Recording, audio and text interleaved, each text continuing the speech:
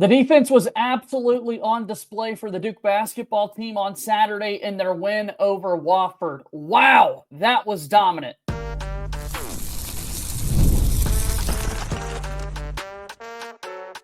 You are Locked On Blue Devils, your daily podcast on the Duke Blue Devils.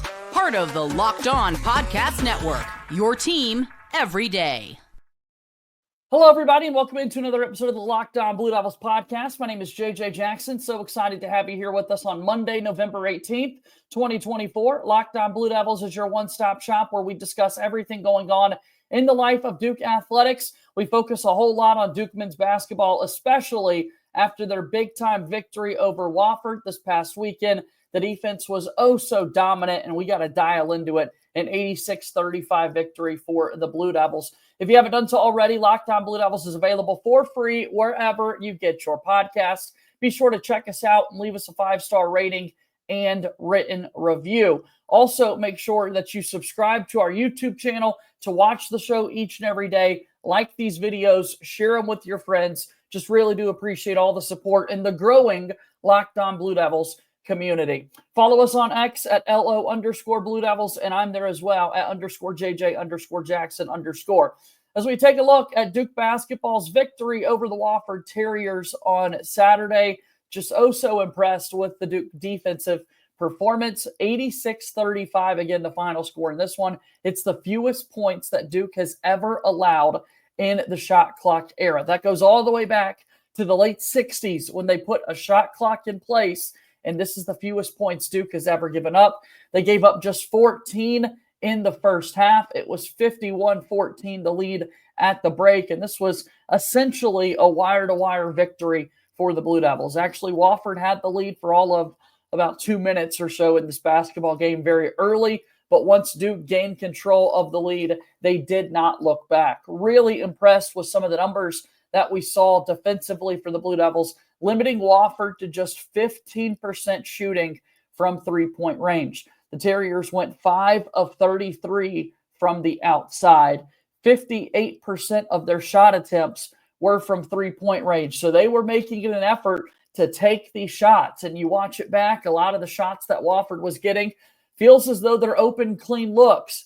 And that might be the case on some of them. But I do believe as we watch this Duke team play throughout the course of the season, what becomes more and more apparent is how long the length of this Duke basketball team really jumps out to so many. And when you think you've got an open shot, next thing you know, at the height of your jump on this jump shot, there's a Duke defender hand right in your face, which makes it a little bit uncomfortable for so many of these shooters. And I think that's exactly what happened for Wofford on Saturday in the game against the Blue Devils. Again, Tyrese Proctor led the way for Duke offensively with 15 points, as Duke had 4 players in double figures. Proctor with 15, Cooper Flagg with 13, Common Malawak with 11, and then it was Isaiah Evans who added 14 points, a career-high 14 for Isaiah, who went 4 of 7 from three-point range. That was really great to see.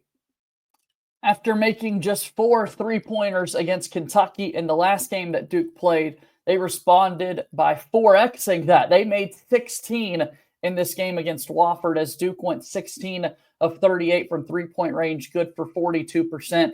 17% shooting from three was Duke earlier in the week against Kentucky, so it was good to see the Blue Devils back shooting shots from the outside and the ability to knock them down. We already mentioned the 4 three-pointers that Isaiah Evans had. Also for Duke, it was Tyrese Proctor who went 4 of 7 from three-point range. In this one, Caleb Foster went 3 of 4 from 3 for 13 points after he had struggled shooting the basketball in that Kentucky game. Con Knipple, he attempted a lot of them, but was just 1 of 8 from the outside against the Wildcats. He bounces back, going 2 of 4 from three-point range. Cooper Flagg is 1 of 5, and then Mason Gillis is 1 of 6. Those were the 2 guys that kind of jump out, and you can see their shooting percentages have struggled over the last few weeks. So hopefully that's something that Duke can improve on and get a little bit better shooting percentages from Cooper Flagg and Mason Gillis. But again, that's us really nitpicking what ended up being a 51-point victory for Duke. What I did like, the 38 shot attempts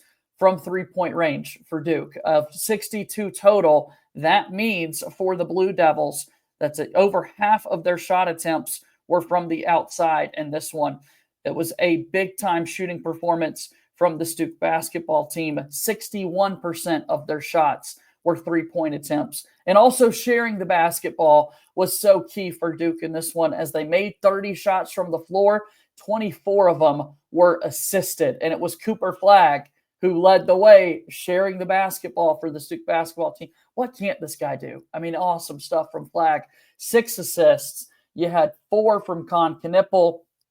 Going down the line, Sion James had 4 assists for this Duke team, 4 rebounds, 5 points. Another big takeaway is that we saw a healthy Sion James after getting banged up and injured in the game against Kentucky with that shoulder injury. We thought there was a good chance, I certainly did too, think that there was a chance we wouldn't see him against Wofford, because Duke's got a bit of a break now until they play Arizona. But no, that's not the case. Sion James able to go and played in this game for Duke. He played 19 minutes out there, so in a really good spot. And then another big takeaway from just looking at the roster and the numbers in this box score for the Duke team is that Patrick Ngongba II made his college debut. He scored 2 points. He grabbed 6 rebounds, 5 of them on the offensive end of the floor. He had 2 assists and a steal, played 11 minutes in his debut with Duke basketball. And I think back to that Kentucky game where in the first half it was Kamen Malawach and Cooper Flagg that were in foul trouble, and all of a sudden Malik Brown is out there having to play with 3 fouls himself already. If Patrick Ngongba II is there, that's just another added piece that's nice to have in the front court. Again, I don't think we're going to see this super large role throughout the course of the season for Big Pat, but nonetheless, really excited to see a guy make his college debut, make his first shot attempt from the floor, get in the scorebook, have a possession where he's grabbing 2 or 3 offensive rebounds at a time and creating second chances for his teammates. That was so great to see. Duke, again, with the rebounding efforts, won that battle on the glass, 43-29 all season long. Duke's been doing really well with their size and length rebounding the basketball. It would be problematic if that were not the case, but they've been able to take care of business and do just that. All in all, really impressive win for Duke. 35 points scored by Wofford in a 40-minute basketball game. Just crazy. And yes, it's Wofford. It's not this big, a tough opponent, but Wofford is an NCAA tournament team several different times over the last decade or so. So a good basketball program, and Duke took advantage of their size and made shots from the outside. And all in all, really, really impressive to see what Duke was able to do in this game. So coming up next in just a moment, we're going to tell you about the next basketball game for Duke. It's a tough road test at Arizona. Remember, the Wildcats came into Cameron Indoor Stadium last season and defeated Duke. So the Blue Devils have an opportunity to get back right with their next tough test. The first true road game on the schedule for Duke that's coming up on Friday against Arizona. We'll preview that here in just a moment on Locked On Blue Devils. Locked On Blue Devils here today is brought to you by our friends over at 5 Hour Energy. 5 Hour Energy is the best, and they know that being a passionate football fan isn't just a hobby, it's a way of life. It takes a lot of energy to power through those all-day tailgates, touchdown celebrations, or one of those agonizing defeats that your team can have, which is why they've created the Stay in the Fan 5 Hour Energy Shot with a special flavor called Fan Fuel. The energy shot made just for super fans like us, the fans who are first to the parking lot and who are the last to leave. We see you. 5 Hour Energy knows that no matter what team you root for, being a fan requires heart, soul, and a whole lot of energy. Whether you're prepping for the big tailgate or ironing your jersey, your game day to-do list is always a mile long. That's why the limited edition Stay in the Fan 5 Hour Energy Shot is here to help keep you fueled throughout the season. What's your fan fuel this week? Whatever it is, be sure to do it with 5 Hour Energy. It's available on 5hourenergy.com and shipped nationwide. 5 Hour Energy is a proud sponsor of Locked On Blue Devils.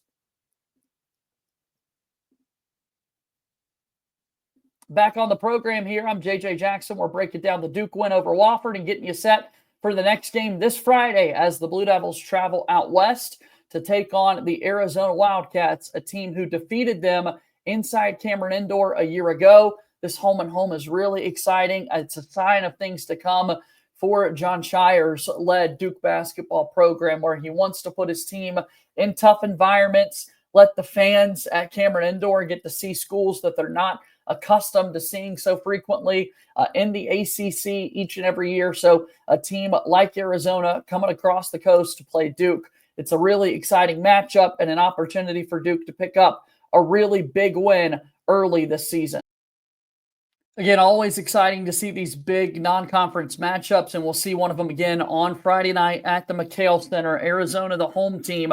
It's number 12 Duke versus number 17 Arizona. If this game would have been played last week prior to both of these teams suffering a loss, it would have been a top 10 matchup. Duke was number 6 a week ago. The Wildcats were number 9, so both teams fall in this week's Associated Press poll. Number 12 Duke, number 17 Arizona. Friday night, 10:30 p.m. Eastern Time tip-off on ESPN2. It has been 34 years since Duke basketball went and played at the McHale Center. That was back in the 2000-2001 season, in the 1990-1991 season, when Duke went on to play in the national championship game and win the 91 title. That was the last season that Duke played a true road game against Arizona. Duke is 4-6 all time against the Wildcats, including 3 straight losses. Really want to turn that around.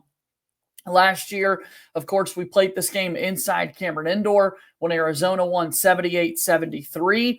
That game was played early in the year. At that time, it was number 2 Duke versus number 12 Arizona. The Wildcats won that game, and then 4 weeks later in the season, they jumped all the way up to number 1 in the top 25 for a portion of last year. 11 points in that game for Caleb Love, a name that we are so familiar with in the Duke basketball world. Caleb Love is now 7-2 against Duke. Got to find a way to beat this guy one more time. And unless they meet in the national tournament, the NCAA tournament at the end of the year, this will be the last chance for Duke to go up against Caleb Love. So the last win that Duke had against the Wildcats, you got to go all the way back to the 2001 national title game. Duke won the NCAA championship 82-72 in that win over the Wildcats. So let's snap this 3-game losing streak against Arizona when these two teams play a little bit later. More on the Wildcats. They're 2-1 on the year. Arizona has wins this season over Canisius and Old Dominion. However, their most recent trip or their most recent time out was this past weekend in a night game at Wisconsin, a true road game for Arizona. Wisconsin had their 2014 and 2015 teams back. They were honoring the likes of Frank Kaminsky and other members of their back-to-back Final Four teams. Duke remembers one of those Final Four teams in particular in that title game. That's a fun memory for us to look back on. And Wisconsin defeated Arizona in that game by a score of 103-88. That was the first loss of the season for the Wildcats. Early on in this one, Wisconsin led by as many as 18 points. They never trailed in the game. However, Arizona did mount a comeback. They were able to come all the way back from the 18-point deficit, tie the game up at 65 with about 14 minutes left in the game. And there, Wisconsin regroups. They get the lead back once and for all. They never look back and end up winning by that 15-point margin.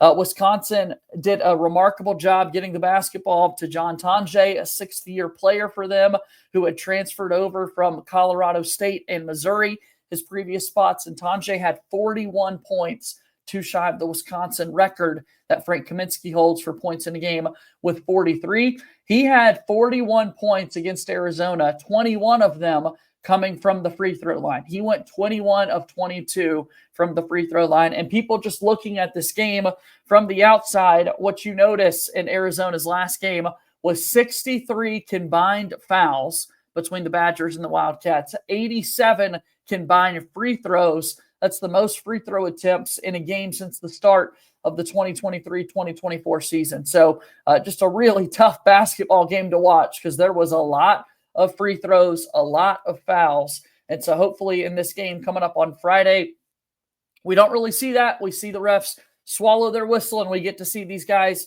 play a good basketball game up and down the floor. If that is not the case, then that's where it becomes imperative for this Duke basketball team to be able to go knock down their free throws and pick up the win over the Wildcats. Arizona led by head coach Tommy Lloyd, doing a great job with this Wildcats program. Again, in that game against Wisconsin, Caleb Love struggled. He is a preseason All-American for a reason. He's back using his final year of NCAA eligibility. Remember back in the recruiting days of Caleb Love from St. Louis, he's got major connections to Jason Tatum and his family. A lot of people thought maybe this guy's going to end up being a Duke basketball player. Duke decides to go for Jeremy Roach in the recruiting class as well. Caleb Love goes to UNC, plays there for 3 years before transferring to Arizona. Against Wisconsin last time out, Caleb Love shot just 2 of 13 from the floor, 6 points, and he fouled out with about 5 minutes left in the game. So that really didn't help Arizona's chances of winning that one. He's such a hot and cold player, as we know, but when he's on, he's big time, and a big reason why he's got these preseason All-American honors, deservedly so. He is a good basketball player. Arizona had 5 players in double figures against Duke in last season's matchup. Again, their 5-point victory inside Cameron Indoor. None of them are back. As you take a look at what is kind of a brand new basketball team for the Wildcats, this season, Jaden Bradley has stepped it up a notch. He did throughout the course of last season as well. Played his freshman year at Alabama. Last year was his first season playing for the Wildcats. He only scored 4 points against Duke, but Jaden Bradley is coming off a 22-point performance against Wisconsin. KJ Lewis is in his sophomore season now.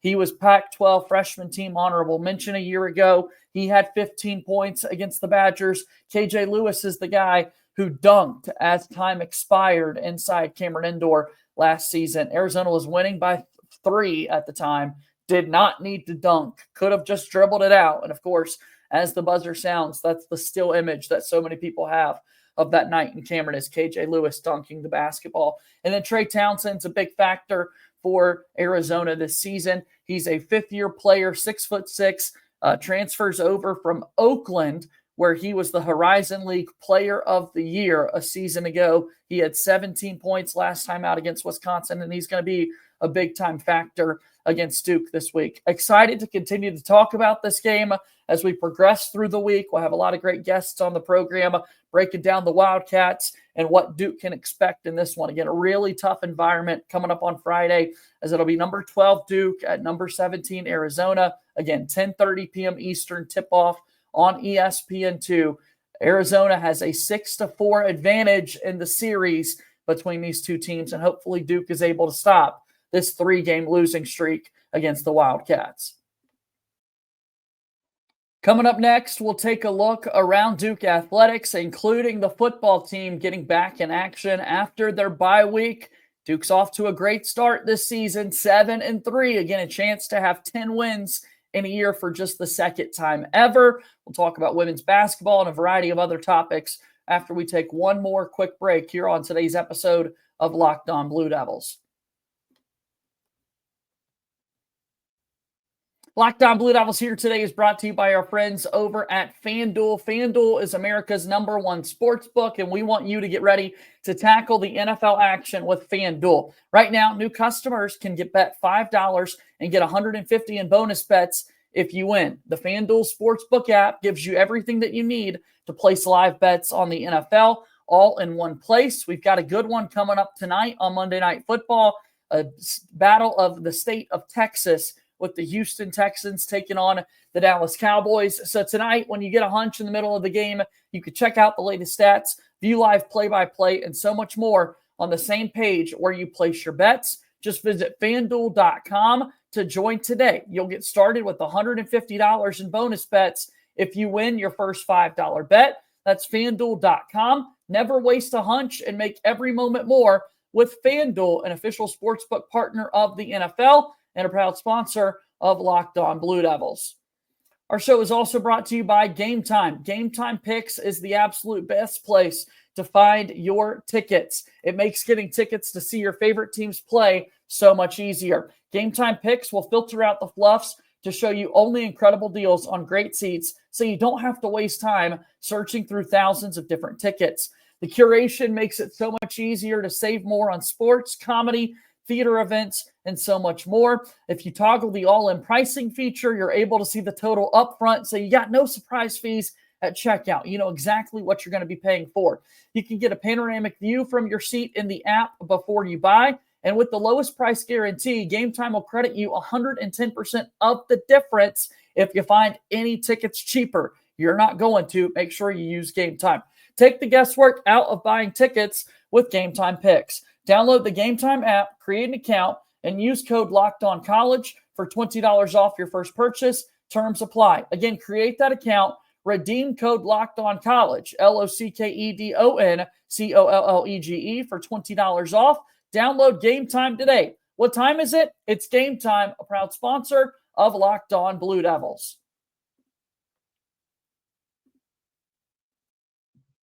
Really excited to see Duke football back in action this upcoming Saturday. Just 2 games left on the season. Again, Duke with a 7-3 record, set to host Virginia Tech. The Hokies coming in with a 5-5 record. Saturday's kickoff is scheduled for 8 p.m. Eastern on the ACC network. It's the last home game of the season for Duke, but Duke is a home underdog. Our friends at FanDuel right now have the Hokies favored by 3 points, which is a little bit surprising to me, considering how well Duke has played their last time out and how well the season has gone. Virginia Tech gaining momentum at the right time of year. So we'll see how this one plays out.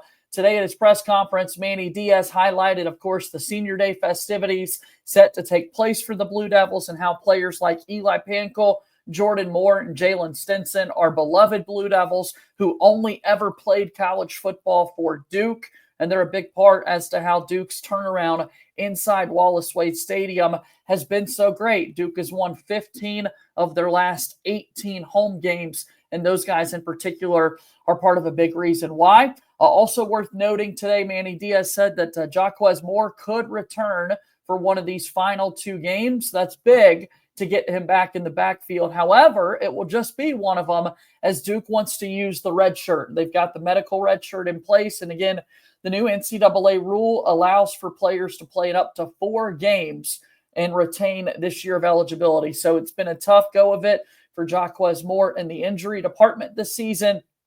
We've seen the likes of Star Thomas and Peyton Jones step up in the backfield, but to let Jaquez get back out there for one more game this season, I think would be really awesome. Duke's trying to get to double-digit wins. They can do that. It's only happened once before in 2013. Duke would need to win these last 2 games of the regular season and then also win their bowl game. In play is 9 regular season wins if Duke were to beat Virginia Tech and then also take down Wake Forest next weekend. Since 1941, only 2 seasons has Duke football had 9 or more wins on the year. They went 10-2 in the regular season in 2013 before losing their final 2 games of that year in the ACC championship and then in the bowl game. And then Duke the very next year went 9-3 in 2014 before losing their bowl game. So only twice since 1941 has Duke had 9 or more wins in a regular season. That's just crazy. Specifically looking at this Virginia Tech game, again, with the Hokies being a 3-point favorite on the road, a lot of people are focusing in, myself included, on that Virginia Tech defensive front versus the backfield for Duke. Virginia Tech is next to last in the ACC versus the run, giving up 158.5 yards per game. Duke, however, is 15th out of 17 schools in the ACC at 99.6 rushing yards per game. So Duke really hasn't been able to run the ball that successfully. That's going to be a big factor in how this game plays out. Aeneas Peebles is going to be part of the reason as to why Virginia Tech wants to stop the run against Duke. That's right, Aeneas Peebles, who played 4 seasons for Duke football before using his final year of eligibility this season, transferring to Virginia Tech. He wears the number 16 jersey for the Hokies. He's got 5 tackles for loss, including 3 sacks on the year. Peebles, after spending 4 years at Duke, now playing at Virginia Tech. It's going to be a homecoming for him as well. Remember, he's a Raleigh native, played at Knightdale High School there in Wake County, so I'm sure he's going to have a lot of fans in attendance there. If Duke can't run the football, then of course it goes back to the passing attack. Good news is that Malik Murphy is coming off of his best game of the season as a Blue Devil. Hopefully he's able to improve that and continue to do that.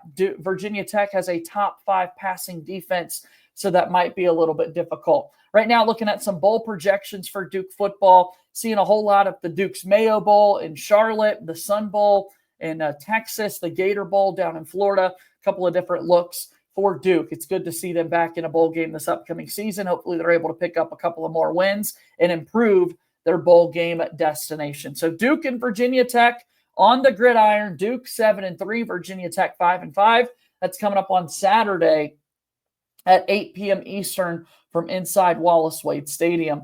Duke women's basketball got back in the win column over the weekend. A true road game at San Diego State. Duke wins the game by a score of 75-71. Sophomore Jaden Donovan had a career-high 23 points to go along with 15 rebounds. It's her third career double-double. Ashlyn Jackson was also big in the win for the Blue Devils with 18 points. She's been a great player throughout the course of the season so far. Duke is now 4-1 on the year. Their only loss was a true road game at number 18 Maryland when Duke lost that game 85-80. Their next game up is this Thursday night at home inside Cameron Indoor when the Blue Devils take on Belmont. Over the weekend, we also saw Duke women's soccer, the number 1 team in the country, the number 1 seed in the NCAA tournament, defeating Howard in the first round of the NCAA tournament by a score of 8-0. That's right, an NCAA tournament game finishes with an 8-0 victory for the Blue Devils. Mia Minestrella tied an NCAA tournament record with 4 goals to help lead the Blue Devils past Howard over the weekend. Minestrella becomes the 10th player in NCAA history to score 4 goals in an NCAA tournament match. So the record is 4. Nobody's been able to get to 5 goals in a match in a women's soccer NCAA tournament, but Mia Minestrella becomes the 10th player to get to 4. Duke set their school record for goals in a game in an NCAA tournament game with 8, and also they tied the school record with 31 shots in a game. Coming up next, the Blue Devils will get to play at home in the second round when they will host Texas Tech this Friday, November 22nd at 6:30 p.m. Texas Tech defeated LSU 2-1 to move on to the second round.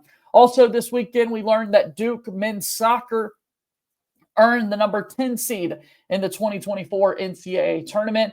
It's the 6th consecutive top 16 seed in the NCAA tournament for the Blue Devils. 48 teams selected into the single elimination field, with the top 16 teams earning a national seed in a first-round bye. So Duke finished the year with 11 wins, 3 losses, and 4 ties, and they're prepping for their 10th NCAA tournament under head coach John Kerr, as the Blue Devils will be in action taking on the winner of either Hofstra, Vermont, or Iona. As actually they'll play the winner of San Diego or UC Davis, and then the winner of Sunday's match will face either Hofstra, Vermont, or Iona in the third round. So the Blue Devils will be back in action in the first round, their first round matchup after they play the winner of San Diego and UC Davis. So both of the soccer teams for Duke having a great weekend and having a great season so far. Hopefully they can make big time runs in the NCAA tournament. That'll wrap up our show here today. Thanks so much for your support as always. If you enjoyed today's show, please do us a favor and subscribe to our podcast feed wherever it is that you get your podcast. If you're listening on Apple Podcasts, I would so greatly appreciate a 5-star rating and written review. The algorithms love those written reviews, so please take time to leave us one of those. Also, watch the show each and every day on YouTube. Be sure to subscribe to our YouTube channel as well. Coming up tomorrow, we got more basketball conversations. So excited for Friday's Duke's basketball game on the road at Arizona. So be on the lookout for that coming your way tomorrow. That'll do it for today's show. As always, go Duke. I'll talk to you tomorrow. My name is JJ Jackson. Thank you and good day.